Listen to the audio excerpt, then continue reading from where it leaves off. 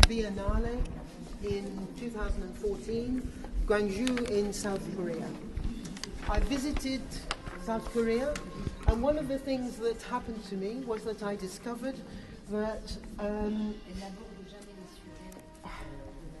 because I was in Gwangju for a little while, and I didn't see another black person on the street ever at all. And I was with British Council officers who were Korean, and we would walk and look at the shops and look at the museum, and people would come up to me in the street and say, "Where are you from?" They were saying it in Korean. And so the first time, the young woman, the Korean woman that I was with, said, "Oh, this little old lady wants to know where you're from." So I thought, well, I live in the north of England, and I thought in a smallish city. And so I thought, well, I won't say that, because then it's like, oh, where is that? So I just said London.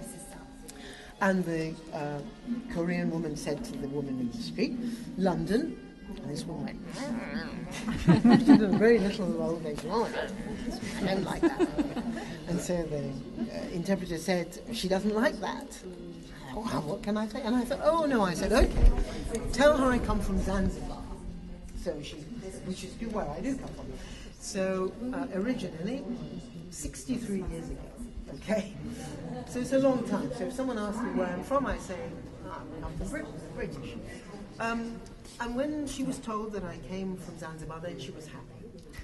Because she thought, oh, okay, phew, I understand this now. This phenomenon that's walking around the street, I know that she comes from somewhere else, so she's very likely to go back to there somewhere else. And all through the visit, people came up to us asking where I was from. And people hadn't asked me that since I was a teenager, when they would often ask. And that sort of surprised me. And another thing was that I fell in love with the folk museums there. Very, very beautiful museums where there's a clear, and I suppose in every country, but there's a clear love affair with those traditions of the past. At the same time, an absolute passion for moving South Korea forward into the future. So I wanted to make a piece about how you can move forward into the future and you can hang on to your past. Quite difficult to do both things at once, and it's very difficult to do those things without creating leaky political borders. So this is about being a black person in Korea. It's about how some motifs that are West African are not that distinguishable from motifs that are Korean. It's talking about exoticism. These fishes are actually English fishes. Some of these boats are Korean, some of them are Italian, some of them are slave ships. And I wanted to tease the Koreans by allowing their gods, those little creatures are Korean gods, to play with these African men. So to introduce a little bit of danger, a little bit of discussion about the gaps, the missing histories, the way that the more you expand, the more your borders leak, and to talk about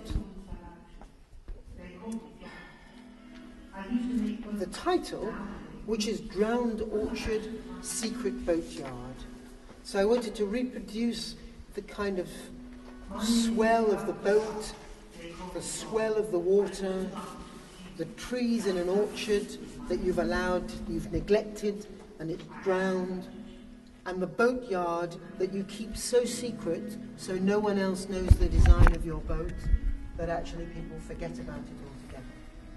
And you can go in and out of this. You can see it from one side, it's completely different from another, or you can treat it as 16 paintings. Yes, you can do that. So they are inside the boat, inside the boatyard, inside the orchard, and you're part of it.